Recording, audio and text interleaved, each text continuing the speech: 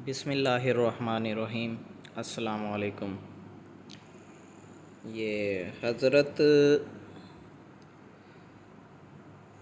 अब्बास रज़ियल्लाहु ताला अन्हो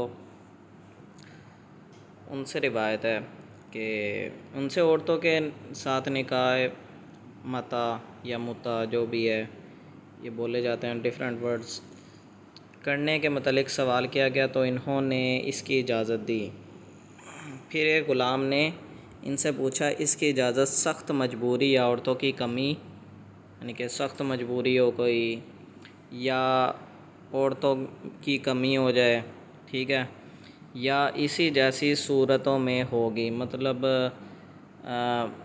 जो मर्द हज़रात हैं जंगों पे जाते हैं या जो भी हैं, उस दौर में था, औरतों की कमी है वहाँ पर जंग के दौरान, ठीक है, मजबूरी है। तो उन्होंने कहा कि ऐसी सूरतों में होगी। तो इब्ने अब्बास रज़ियल्लाहु ताला अन्हो ने कहा कि हाँ। तो उसके बाद ये हुर्मत से कबल की बात है, बाद में हर हालत में हर शख्स के लिए मता जो है हराम करार दे दिया गया, जो क़यामत तक के लिए है। अच्छा, खैर, हज़रत अली रज़ियल्लाहु ताला अन्हो ने इस बारे में क्या कहा है वो भी सुन लें। तो जब यही बात हज़रत अली रज़ियल्लाहु ताला अन्हो से पूछी गई, मतलब हज़रत अली रज़ियल्लाहु ताला अन्हो ने हज़रत अब्बास रज़ियल्लाहु ताला अन्हो को क्या फ़रमाया था। हज़रत अली रज़ियल्लाहु ताला अन्हो ने हज़रत अब्दुल्ला बिन अब्बास रज़ियल्लाहु ताला अन्हो से कहा कि नबी करीम सल्लल्लाहु अलैहि वसल्लम ने मता या मुता और पालतू गधे के गोश्त से जंग खैबर के ज़माने में मना फरमाया था। यानी कि ये कब मना कर दिया गया था, इसको जंग खैबर में मना कर दिया गया था।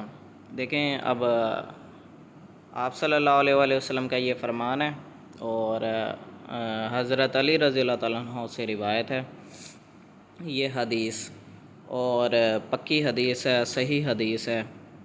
देखें, जो लोग इस चीज़ को जायज़ समझते हैं, मता वगैरह को, ये जो भी है, तो मेरे ख़्याल वो पालतू गधे जो हैं उस दौर में, तो पालतू गधों का गोश्त जो था वो भी हलाल था, तो मेरे ख़्याल वो पालतू गधों का गोश्त भी खा सकते हैं। फिर तो आई थिंक सोचने वाली बात है, जब मता ही उनके लिए हराम नहीं है तो पालतू गधे क्यों उनके लिए हराम होंगे।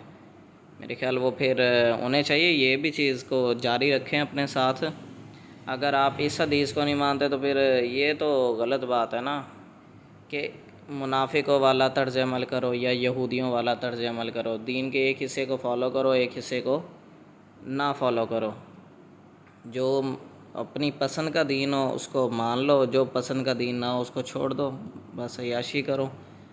तो देखें, उसके बाद सहाबा कराम में हज़रत उमर रज़ियल्लाहु ताला अन्हु ने इसको हराम करार दिया, हज़रत अली रज़ियल्लाहु ताला अन्हु ने भी इसको यानी कि बैन कर दिया था, सब सहाबियों ने। तो वो शुरू के दौर की बात थी, जब ज़रूरत पूरी करनी होती थी, जंगों के दौरान औरतों की कमी होती थी और कॉन्ट्रैक्ट मैरिज होती थी, और वो भी ऐसी हालत में होती थी कि 3 दिन और 3 दिन का अरसा होता था। ये ज़माने जाहिलियत की दौर की ज़रा तकरीबन जब शुरू इस्लाम परवान चढ़ रहा था। अब एकदम तो नहीं ना बैन किया जा सकता, लोग थोड़ा गुमराही में भी थे। एकदम जिस तरीके से शराब की हुर्मत भी जो है वो एकदम ख़त्म नहीं की गई थी। पहले शराब को कहा गया कि पसंदीदा काम नहीं, अल्लाह ताला ने फरमाया। फिर कहा कि ना पिया करो। फिर एंड में अल्लाह ताला ने सख्ती से अल्फाज इस्तेमाल किया, अब छोड़ते हो कि नहीं, ठीक है। तो इसी तरीके से ये चीज़ें जो हैं ये सीखने वाली हैं, समझने वाली हैं।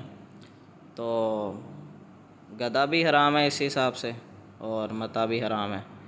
और अगर कोई जायज़ समझता है मता को, तो मुता या जो भी है तो उसके लिए गधा भी जायज़ है, फिर वो भी खा सकता है। और ये पसंदीदा, वैसे मुसलमानों के नज़दीक पसंदीदा काम नहीं है क्योंकि औरत की भी एक इज़्ज़त नफ्स होती है, और वैसे भी ये पसंदीदा काम नहीं है, कॉन्ट्रैक्ट टाइप की मैरिज।